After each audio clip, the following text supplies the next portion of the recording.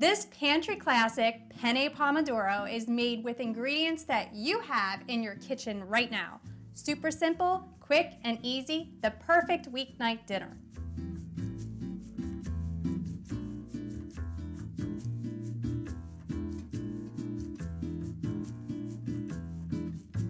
Hey everybody, I'm Kelly with the Suburban Soapbox, and today we are making my favorite penne pomodoro. This is made with just a few simple ingredients that you already have in your kitchen.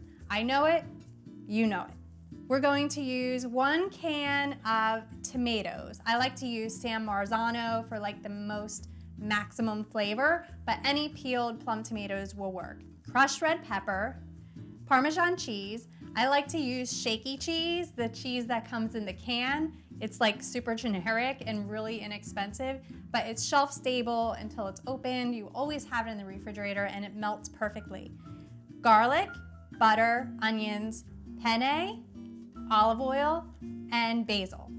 You can use any pasta that you want for this recipe. We just like the penne pasta because of the ridges. They hug on to that sauce and the hole in the center kind of sucks it up.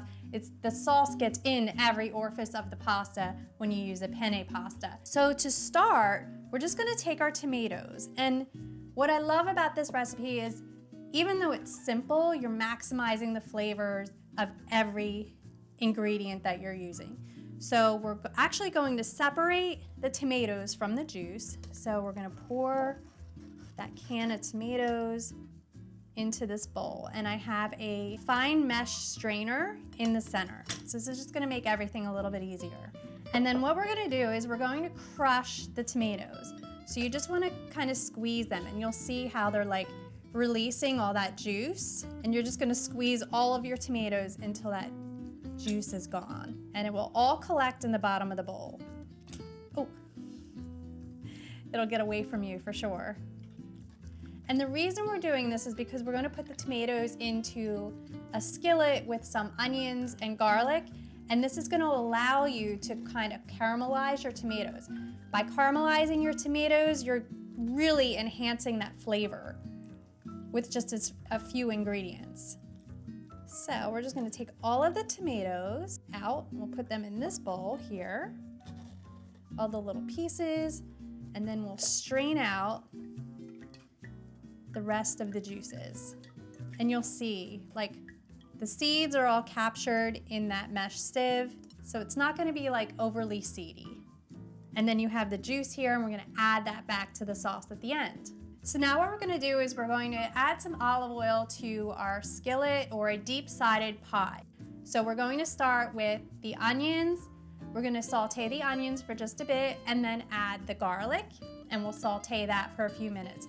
And then we're gonna add the tomatoes. So once you add the tomatoes, this part will take a little longer than a typical saute.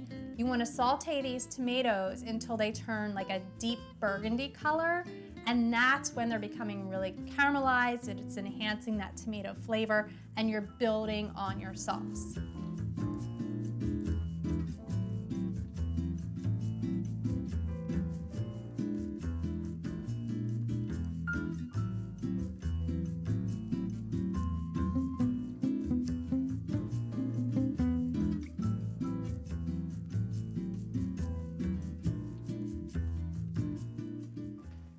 Okay, so now we're just gonna finish off our pasta.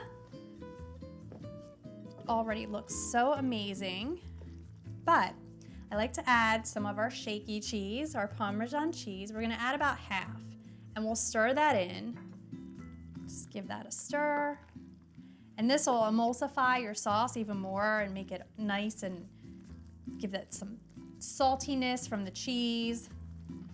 A really nice texture, it makes it creamier. Oh, it smells so amazing.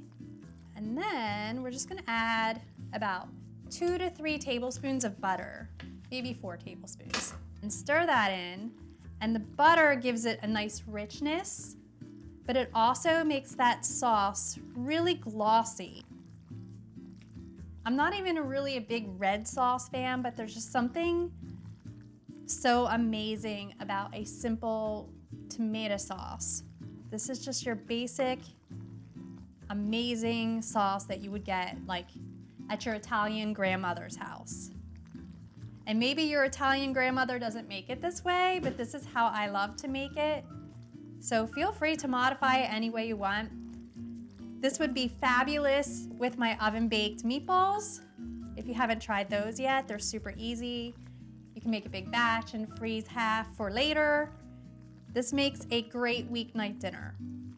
Now that everything is melted together, your sauce is nice and creamy, we're just gonna sprinkle on the rest of that cheese. And you'll see it starting to get like stringy. You can see like the mini cheese pulls in here. So now to finish it off, if you want to add more crushed red pepper to the top, if you like things really spicy, that's good here. Or just sprinkle it with some cheese. You can never have too much cheese. And then we'll just garnish it with some fresh basil leaves. All right, and we're done. Add a salad, and you have the perfect meal. I'm going in for a bite. I can't wait.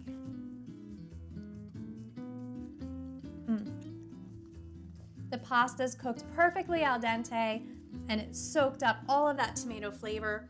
There's like a nice hit of spice, not too spicy, just like a little bit. It is absolutely perfect in every way.